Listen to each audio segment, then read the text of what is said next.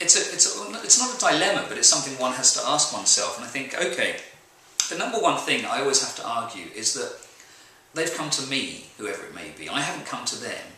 I have a history of work. My history of work is not adverts, commercial adverts. It's not pop records.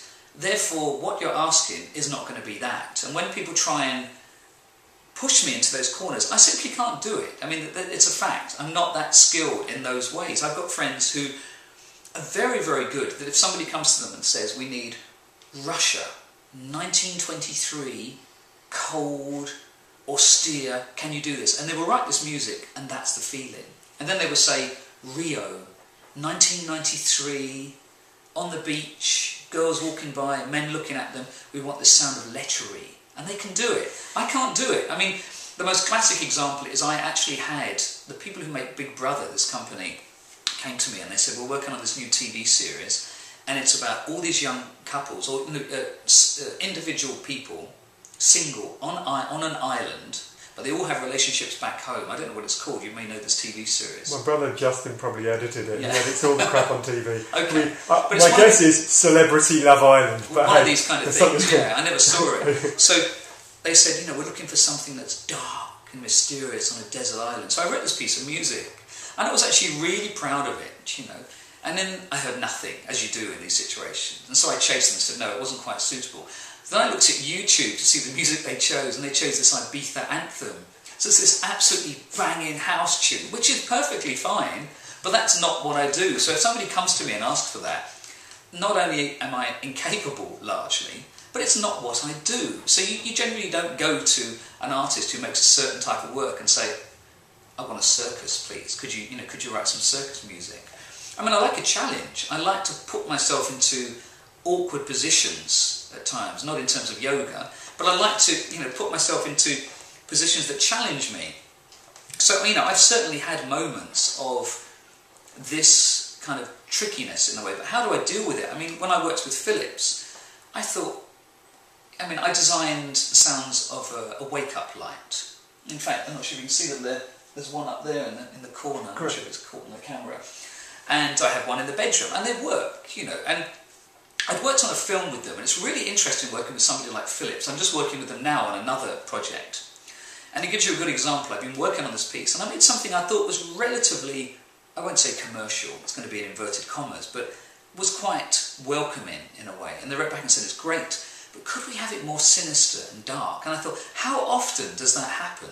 Philips, as a company, are really quite innovative like that. They really seem to me, certainly certain people I'm working with, are trying to push it in a direction that isn't your standard commercial, let's sell the product. Let's try and make it a little bit more mysterious. So when I worked on the wake-up lamp, the idea was that you're designing the sound for a lamp that people will wake up to in the morning. Not an alarm, not a beep, beep, beep, beep, beep, but anything you like.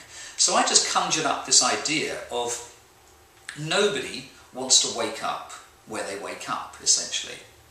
You don't want to wake up in Crouch End or Bethnal Green or wherever it is in London. You don't want to wake up, in an industrial place. You want to wake up in the countryside, on a beach. So I made these different environments for them, and it was a success. It sold something like 250,000. That's 250,000 people waking up with me every day, which is quite sluttish, it sounds.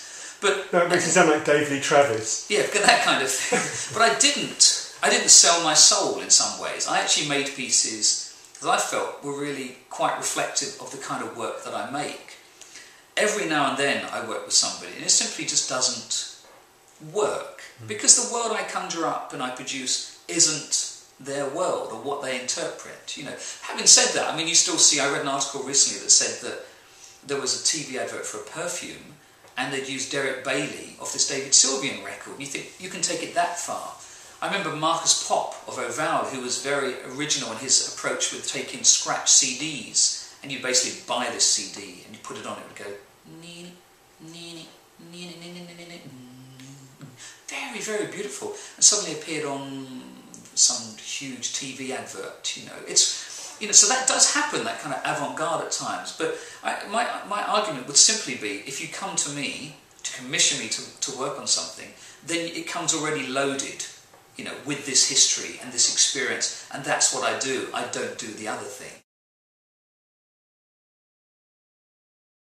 I just can't do the other stuff. So I've tended, I mean, I made I can't even remember what it was, Rutger Hauer, the actor, was the voiceover, and it was for Potatoes. I did this thing some years ago, and it was, I kept thinking, this is so ridiculous, because I made this thing that on the surface, a bit like a cake, on the surface was very, you know, it's very bright and sprightly, but actually underneath the surface all this other stuff was happening, this kind of immersive, bubbling world of anger and confusion just sitting there, and I got away with it, you know. I worked on a car advert in the last 18 months, and there I didn't know how to do it, and so I literally, my trick often is I just sit here and I watch the little film, which is usually in a very raw state, with a microphone, and I literally watch it and go,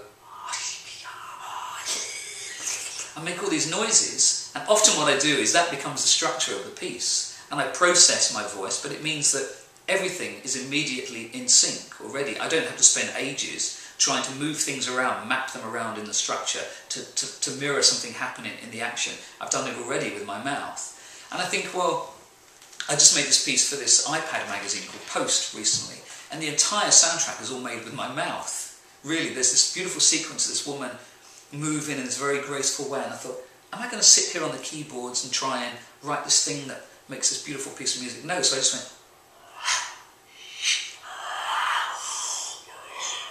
and once you put it through the different processes and you've tuned it a bit, it sounds really beautiful. But if you were to look at the raw meat, in a way, it's really ugly. But I suppose it's like being a supermodel. You know, you're a great canvas for something, but once you've got your makeup on, it works. And so with me, you know, I have my raw canvas, but then I put all my makeup on and somehow it succeeds.